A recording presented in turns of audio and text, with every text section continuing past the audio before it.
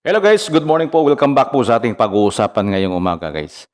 Guys, for today's video guys, may mga bagong pasabog na naman si Amy Marcos. Pakinggan po natin guys. Heto na. Ngayon ay hindi Marcos.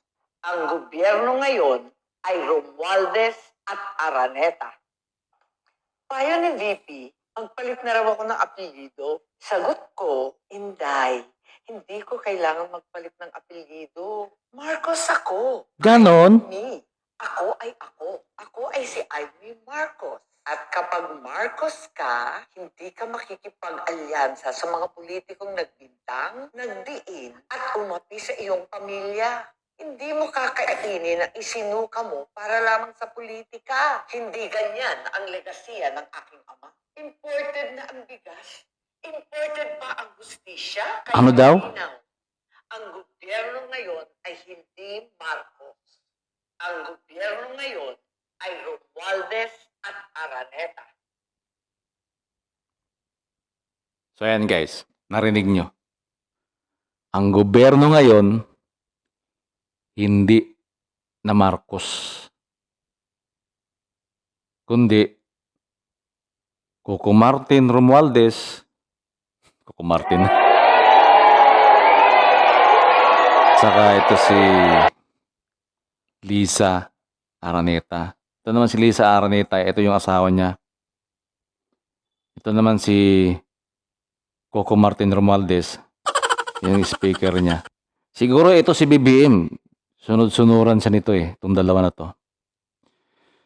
So guys, kung matatandaan nyo guys, last 2022 presidential election guys, may sinabi doon si former President Duterte guys na sandali lang, wala pa. May sinabi si Duterte doon na kaya siguro wala siyang inendorso na presidente noon, presidential candidate last presidential election 2022.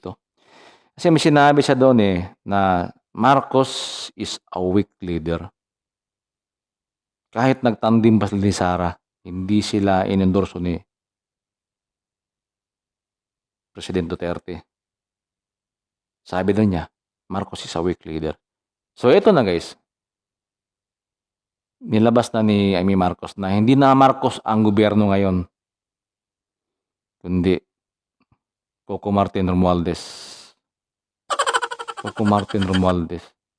Hindi ko sigurado Saka Araneta, yung asawa ni BBM. So parang nagkatotoo na Marcos is a weak leader.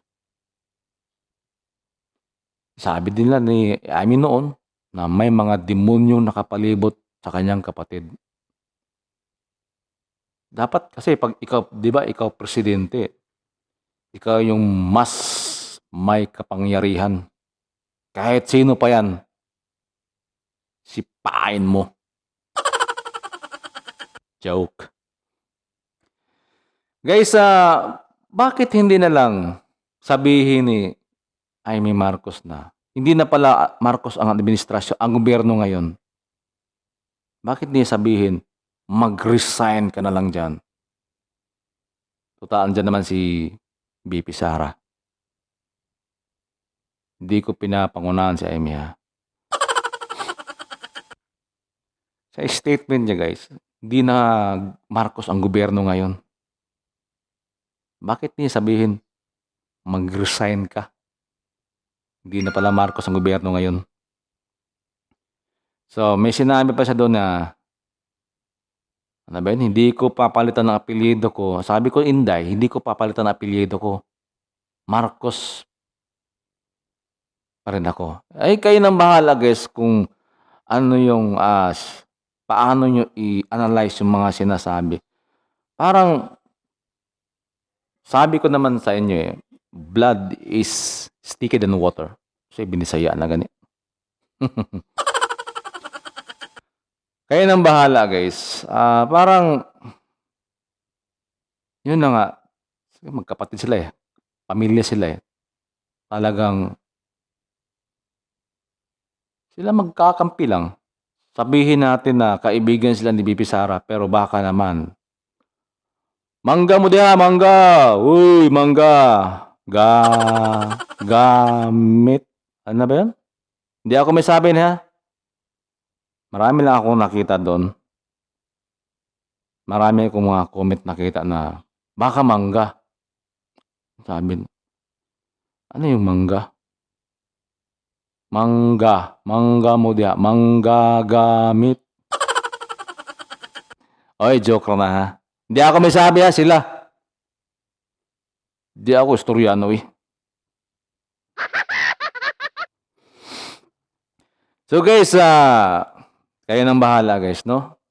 Sa darating na eleksyon, May 12, 2025, iboto po natin ang PDP laban. Laban lang.